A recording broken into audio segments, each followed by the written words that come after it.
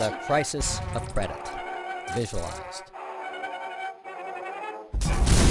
What is the credit crisis? It's a worldwide financial fiasco involving terms you've probably heard like subprime mortgages, collateralized debt obligations, frozen credit markets, and credit default swaps. Who's affected? Everyone. How did it happen? Here's how. The credit crisis brings two groups of people together, homeowners and investors.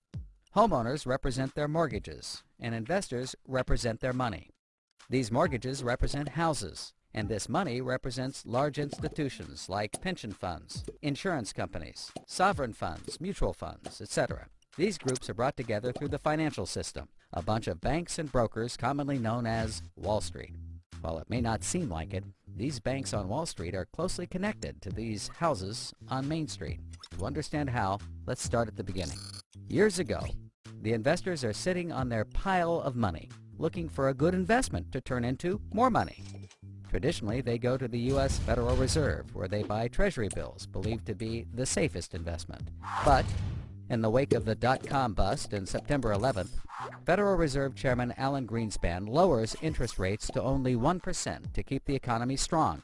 1% is a very low return on investment, so the investors say, no thanks. On the flip side, this means banks on Wall Street can borrow from the Fed for only 1%. Add to that general surpluses from Japan, China, and the Middle East, and there's an abundance of cheap credit. This makes borrowing money easy for banks and causes them to go crazy with leverage. Leverage is borrowing money to amplify the outcome of a deal. Here's how it works. In a normal deal, someone with $10,000 buys a box for $10,000. He then sells it to someone else for $11,000. For a $1,000 profit, a good deal. But using leverage, someone with $10,000 would go borrow $990,000 more dollars, giving him $1 million in hand. Then he goes and buys 100 boxes with his $1 million and sells them to someone else for $1,100,000. Then he pays back his $990,000 plus $10,000 in interest. And after his initial $10,000, he's left with a $90,000 profit versus the other guy's $1,000. Leverage turns good deals into great deals. This is a major way banks make their money. So Wall Street takes out a ton of credit, makes great deals, and grows tremendously rich, and then pays it back. The investors see this and want a piece of the action, and this gives Wall Street an idea. They can connect the investors to the homeowners through mortgages. Here's how it works. A family wants a house, so they save for a down payment and contact a mortgage broker. The mortgage broker connects the family to a lender who gives them a mortgage. The broker makes a nice commission. The family buys a house and becomes homeowners. This is great for them because housing prices have been rising practically forever. Everything works out nicely. One day, the lender gets a call from an investment banker who wants to buy the mortgage. The lender sells it to him for a very nice fee. The investment banker then borrows millions of dollars and buys thousands more mortgages and puts them into a nice little box. This means that every month he gets the payments from the homeowners of all the mortgages in the box. Then he sicks his banker wizards on it to work their financial magic, which is basically cutting it into three slices: safe, okay, and risky. They pack the slices back up in the box and call it a collateralized debt obligation, or CDO. A CDO works like three cascading trays.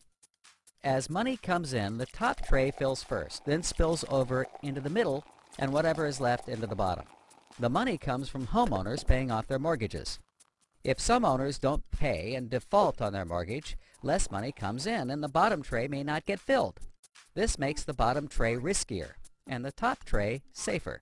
To compensate for the higher risk, the bottom tray receives a higher rate of return, while the top receives a lower, but still nice return.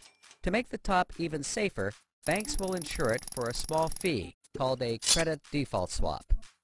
The banks do all of this work so that credit rating agencies will stamp the top slice as a safe, AAA rated investment, the highest, safest rating there is. The OK slice is BBB, still pretty good, and they don't bother to rate the risky slice.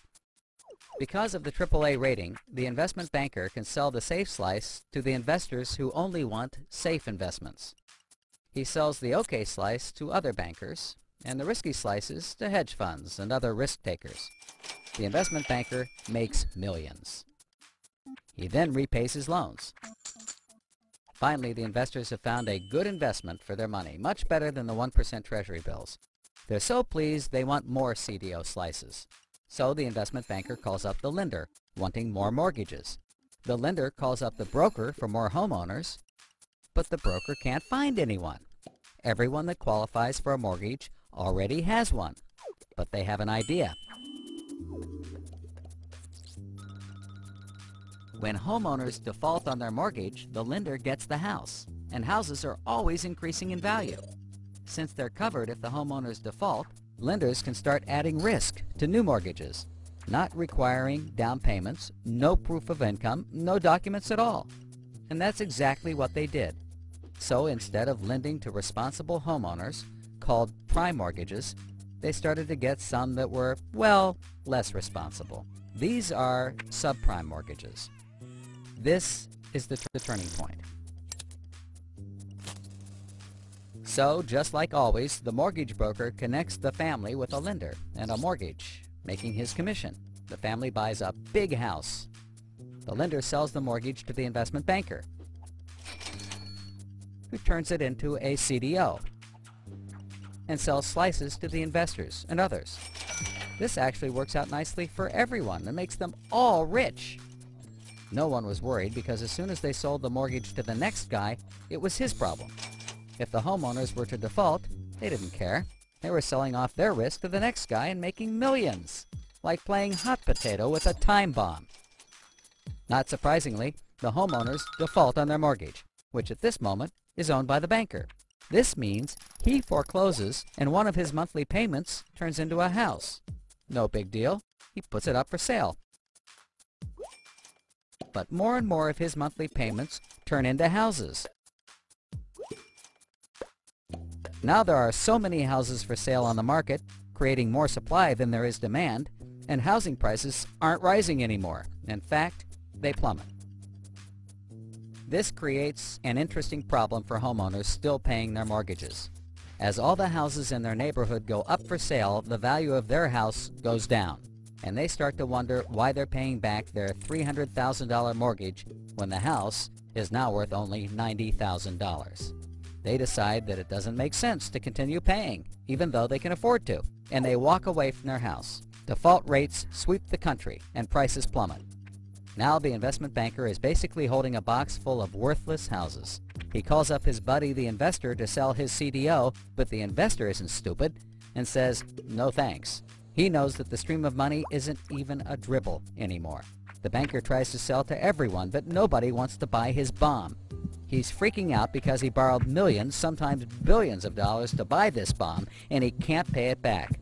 Whatever he tries, he can't get rid of it. But he's not the only one. The investors have already bought thousands of these bombs. The lender calls up trying to sell his mortgage, but the banker won't buy it, and the broker is out of work. The whole financial system is frozen, and things get dark. Everybody starts going bankrupt. But that's not all. The investor calls up the homeowner and tells him that his investments are worthless. And you can begin to see how the crisis flows in a cycle. Welcome to the crisis of credit.